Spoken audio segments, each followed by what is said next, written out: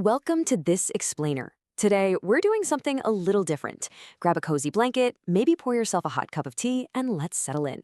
We are exploring why picking up a wildly predictable YA romance, specifically Kira Cass's 2012 novel The Selection, is literally exactly what you need when the real world just gets way too loud. We're going to look at this book through the lens of comfort reading, fairy tales, and romantic reassurance. Let's unpack why wanting a little softness in your reading doesn't make you a less serious reader. Sometimes, especially when the world gets loud, you just need the fairy tale. Look, let's be totally honest with ourselves here. We all have those seasons, right? Those times where responsibilities just keep piling up. Your identity feels incredibly complicated, the world feels overwhelmingly heavy, and you desperately need an emotional exhale. We all need a break from the constant grit and grind. So, what does a book actually owe you when life gets heavy? It brings up a really fascinating question about the nature of comfort reading. Like, when our own lives become deeply complicated, do we always need literature to challenge us? Or is it okay to sometimes want nothing more than a story that gives you permission to just want simple things again? Keep that question in the back of your mind as we dive into this. Section 1. Dystopia meets The Bachelor. Okay, so here's the setup. This widely beloved novel never, ever pretends to be complex literary fiction. It knows exactly what it is, and honestly, that's its superpower. Imagine this, a televised competition where 35 girls are competing for the heart of Prince Maxon. Meanwhile, our heroine, who is brilliantly, hilariously on the nose named America Singer, is literally just trying to survive the pageant. She wants to secure some money for her family and desperately hide her secret boyfriend Aspen back home. It's accessible, it's warm, and it is so incredibly easy to fall into. It's just a girl in a pretty dress surviving a competition she never even asked for. The whole thing perfectly captures that pure, unadulterated reality TV magic. You know exactly how to consume this kind of media. Step 1, you pick your absolute favorite girl early on. Step 2, you dramatically switch your allegiances by the 3rd chapter. And Step 3, you happily watch all the delicious drama unfold without a single ounce of shame. You know the ending is coming from a mile away, and you watch it anyway simply because it feels good. Section 2, the weight of the casts. Now, where this story really hooks you, where it moves from just being a simple, fluffy distraction to something you truly feel in your chest, is what we call earned world building. That's when setting details are doing heavy emotional work, not just sitting there looking pretty. The fictional country of Ilea is rigidly divided into castes, numbered 1 through 8, and this entirely transforms the book.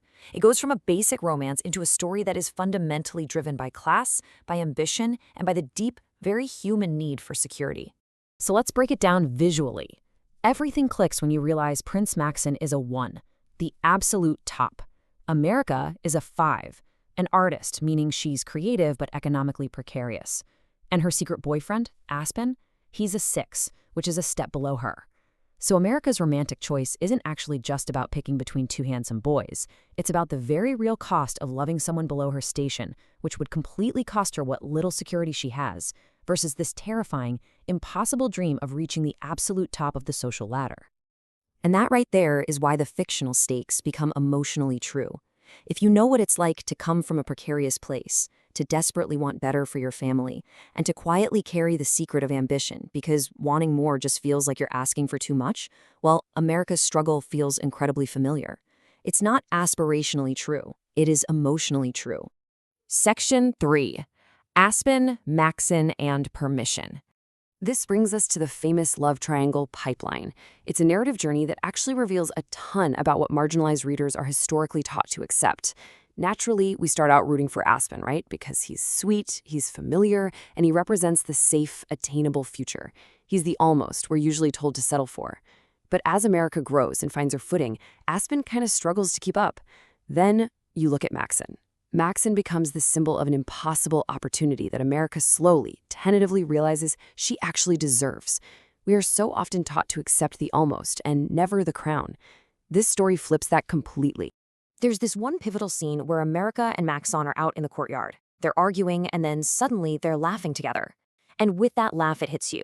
He doesn't just see a competitor. He sees her. He sees right past the rigid caste system. And it makes so much sense when you discover that his own mother actually came from a lower caste. He is someone who fundamentally understands what it means to come from somewhere the world doesn't fully respect. You know, this idea of permission is incredibly personal to me. Speaking for myself, as a Gen Z, African American, neurodivergent woman living with cerebral palsy, navigating this heavy world with all these beautiful, serious, and honestly exhausting layers, well, it took me years to realize something. I realized how deeply I needed a story that didn't constantly demand me to be perfectly sophisticated or endlessly resilient. I just needed a story that let me be soft. Watching America Singer get her prince, it was like being handed a quiet little permission slip. It reminded me that girls like me are allowed to want it. It is entirely okay to want my prince. And you know what? He could be an artist, a teacher, a CEO, or I could just see him as my prince because he's handsome, he's honorable, and he actively supports me in my career. Coming to that realization as a disabled woman took me a really long time. It proved to me that wanting the fairy tale does not negate my ambition, not even a little bit. Section 4, replenishing our spoons. And that brings us to the biggest takeaway here. This realization about permission highlights exactly why the predictability of this romance is its greatest, most intentional strength, rather than some kind of literary weakness. The predictability is the point. Kira Cass completely understood the assignment here. She wasn't trying to write a complex literary masterpiece. She wrote a book that feels like coming home.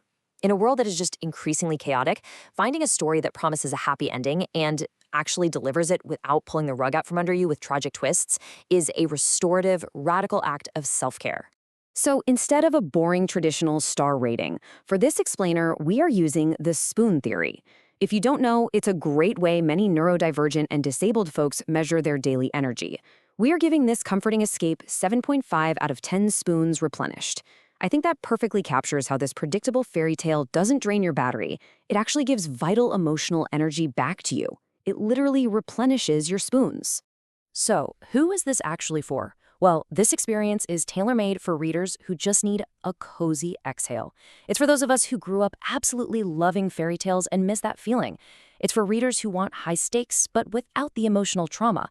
And honestly, it's for anyone who just needs to feel safe, truly seen, and like a girl for a few hours, completely free from the heavy armor we have to wear every single day. Which leaves us with one final question. Are you ready to let yourself believe in the fairy tale again? Instead of forcing yourself to endure something challenging or dark today, why not give yourself permission to just come home to a happy ending?